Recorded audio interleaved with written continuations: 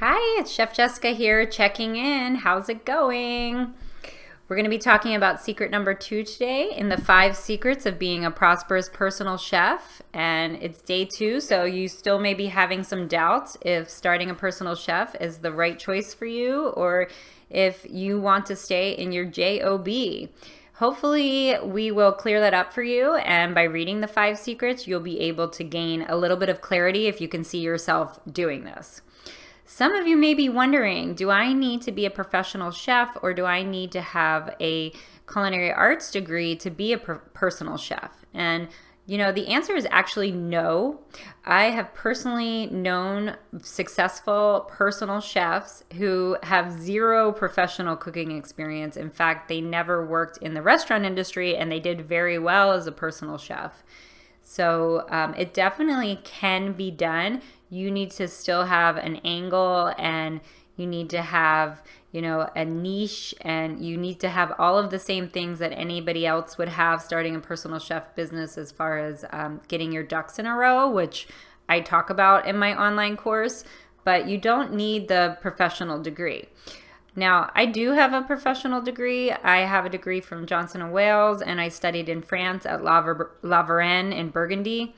So I do think the education is important, and I think you add value to your customers when you have that education. So, your income earning potential is a little bit more, but it's not completely necessary. Just make sure that you charge appropriately for your training and your education. If you've already been running a team, delegating production lists, planning menus, ordering, you probably think, being a personal chef cooking for just a family sounds very easy. And, it may actually be easy for you because you already have all these skills. So it's going to be different for different people. But what it comes down to is you need to have a little bit of hustle to be a good personal chef. So if you have that hustle, you can be successful because you can meet the demands of your client and then make it look effortless. They want to, they look at you and go, how do you make it look so easy? So some of you already know what I'm talking about, but listening is such an important skill. It's so much more important than the actual cooking because you have to be able to listen to what your clients want and then make that happen and not cook it the way that you want it to be cooked. So this is really what secret number 2 is all about and why it's so important, because it talks about the significance of keeping the lines of communication open with your client.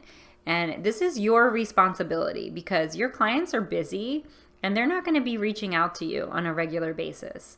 So you need to make it a priority to check in with them and to make light touches just to see how they're doing. And you can do this through email, you can do this through text, but you're ensuring that you're in the forefront of their mind. So things pop up. You may be reaching out at the exact time they need help with a dinner coming up. So that's why it's so great to stay in regular communication.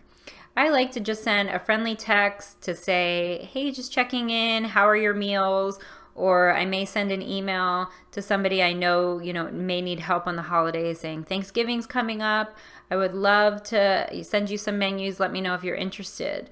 Then you can procure a deposit for an event coming up and you'll have that deposit money. So you always need to be thinking ahead about what your clients need and be one step ahead of them. Check in, see how they're doing, see if they need any help with upcoming events. And just by checking in, you could potentially earn yourself hundreds of dollars or even thousands of dollars more, that you wouldn't have normally earned had you not sent that email.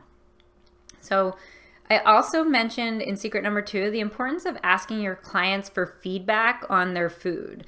And this is very important because as a chef, I know this, and sometimes people can take it personally if somebody did not love your food. And as a personal chef, you have to learn how to check your ego because it's really not about what you want. It is about the customization of what the clients want. So you have to put the needs and wants of your clients above your own opinion or feelings. So you may have to give them something that you're not loving, but they need. And many clients, they may not tell you if they don't love something. So that's why it's really important to ask. Don't get your feelings hurt if they don't love it, because you don't want to be preparing food and somebody does not like it and then they just let you go because they don't like your food, when you could be checking in with them and finding out what did they not like about it. There's possible things that you can change and make it better for them. So that's why getting feedback and staying connected with your clients is so important for the longevity of your business. So hopefully this was some good information for you. I think it's really important to remember all of these things, but if you want some support and you feel like you're ready to start the business, check out my online course. It's the 10-part method to being a prosperous personal chef, and I take you step by step how to start the business, how to plan your menus, how to create organized systems, how to get clients, how to continually market your business. I basically give you all the information on starting a personal chef business, and my guide is really about doing it in a simple, efficient, and budget-friendly way. You don't need to spend a lot of money or spend a lot of time. So until tomorrow, I will see you then with secret number 3.